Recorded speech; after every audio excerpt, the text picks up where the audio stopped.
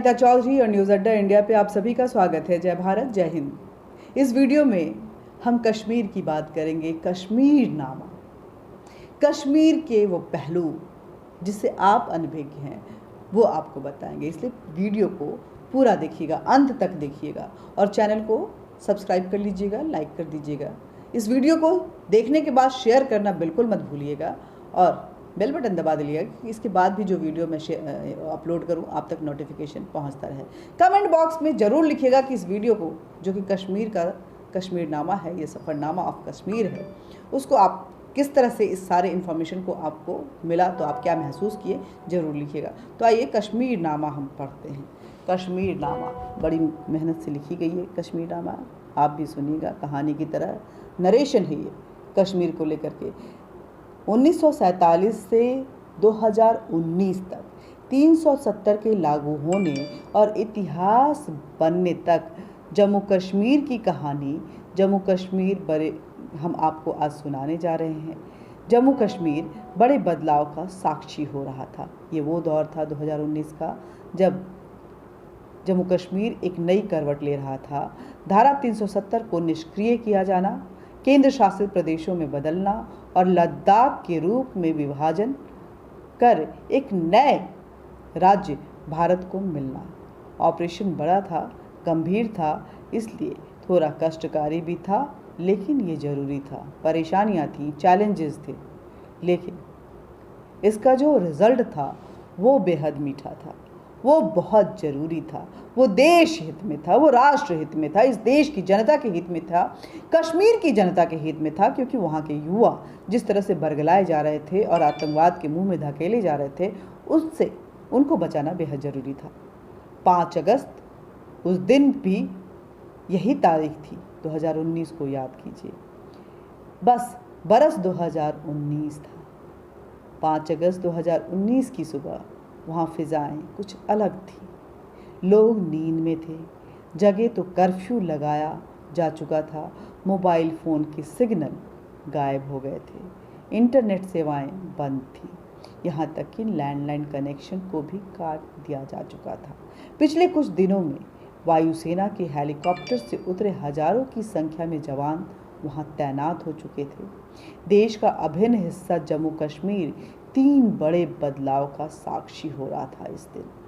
धारा 370 का निष्क्रिय होना था आज, किसी राज्य को केंद्र शासित प्रदेश में बदलना था और लद्दाख के रूप में एक नए राज्य का उभरना था।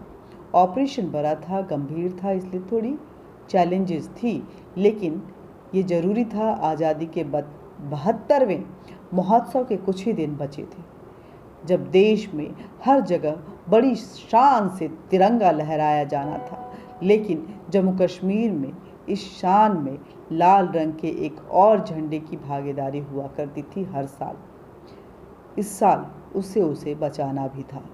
लाल रंग के एक और, हालांकि यह झंडा भी संवैधानिक था, उस पर तारीख के बाद न तो वह झंडा संवैधानिक रह गया, लेकिन इस 5 अगस्त 2019 के बाद ना तो ये झंडा संवैधानिक रह गया और ना ही प्रासंगिक रह गया, क्योंकि वहाँ तो ट्राई कलर को लहराना था। ये वो दौर था जब कश्मीर एक करवट बदल रहा था, नई तस्वीरें देखने को बेताब हो रहा था। कश्मीर की फ़िज़ाओं में अगर कहें तो एक नई संवैधानिक आज़ादी जो है वो घुल रही थी।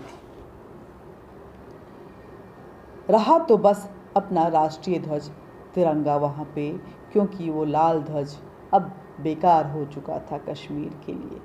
कश्मीर के बारे में कहा गया है कि मर फरदौस बर्रुई ज़मी अस्त, हमी अस्त, हमी अस्त, हमी अस्त, यानी धरती पर अगर कहीं स्वर्ग है तो यही है, यही है, बस यही है।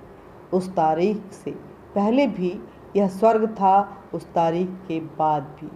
उसकी प्राकृतिक स्थिति तो वही रही, लेकिन भौगोलिक सीमाएं थोड़ी बदल गईं। इसके साथ ही राजनीतिक और प्रशासनिक तौर पर भी काफ़ी कुछ व्यवस्थाएं बदल गईं। वह तारीख थी और आज की तारीख है। सरकार का कहना है कि अब स्थितियां पहले से बहुत बेहतर हो गई हैं और ये सरकार ही नहीं कही। मैं जब गई कश्मीर पे ये धारा 370 के हटाने के बाद, तो कश्मीर के लोग आज़ादी से आज़ाद हवाओं में बिना 370 और 35A के कुछ इस तरह से खिलखिला रहे थे कि लग रहा था कि इसका हटना बेहद ज़रूरी था। कुछ लोग इस 370 और 35A को बताकर जो राजनीति कर रहे थे उसके हटने का कसक वो कुछ ज़्यादा दिखाई नहीं दे रहा था। हाँ, कुछ राजनीतिक दल, कुछ महत्वाकांक्षी लोग जो आतंकवाद परस्त लोग थे, पाकिस्तान परस्त लोग थे, वो जरूर दिखाई दे रहे। आज जो जम्मू कश्मीर हम देख रहे हैं वो बड़े बदलाव से होकर गुजरा है। आज़ादी के पहले से ही इस आज़ादी के बाद को लेकर अब तक कई शख्सियतें, कई चेहरे, राजनीतिक पार्टियां, सरकारें कश्मीर के इस सफ़र में सहयात्री बनकर साथ साथ चलते रहे हैं। 1947 से लेकर अब तक जम्मू कश्मीर की यह यात्रा संघर्षों और बदलावों से गुजरती रही है। आदत सी हो गई थी कश्मीर की। आइए कुछ प्रमुख प्रसंग और घटनाओं के जरिए इस सफ़र को समझने की कोशिश करते हैं और उसकी झलकियां देखते हैं, महसूस करने की कोशिश करते हैं। 15 अगस्त 1947 देश को ब्रिटिश हुकूमत से आज़ादी तो मिली, लेकिन यह हिंदुस्तान और पाकिस्तान में बंट गया था। तब जम्मू कश्मीर अलग रियासत हुआ करती थी।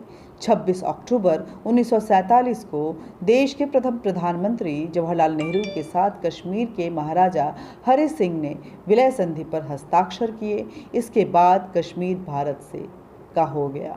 हालांकि यह पाकिस्तान को नागवार गुजर रहा था और भारत पाकिस्तान के बीच लगातार इसको लेकर के युद्ध भी छिड़ा रहा। अप्रैल 1948 की बात है।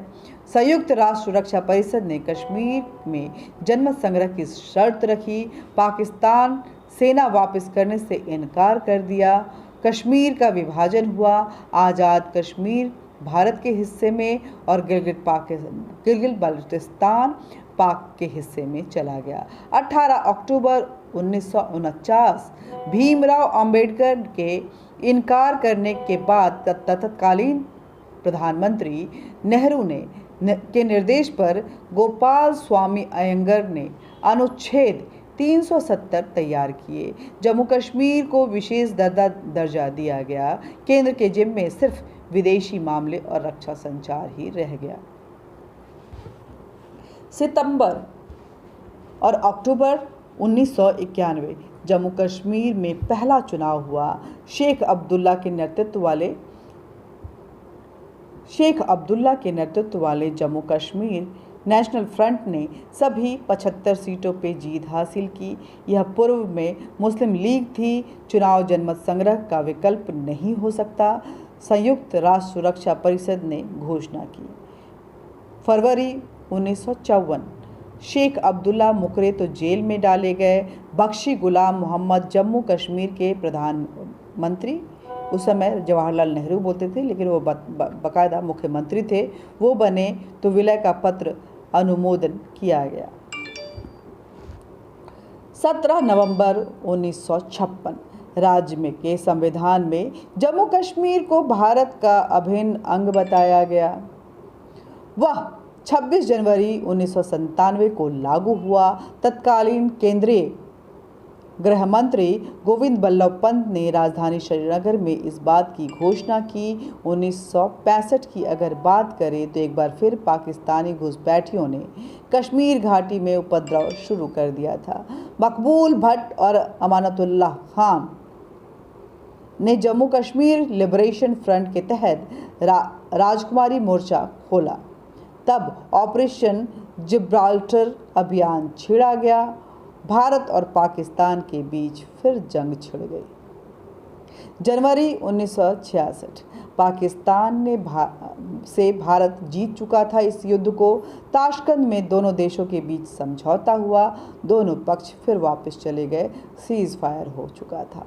1971 भारत और पाकिस्तान के बीच फिर एक जंग छिड़ी। तब इंदिरा गांधी प्रधानमंत्री थी। भारतीय सेना ने पाकिस्तानी सेना को घुटने टेकने पर मजबूर कर दिए।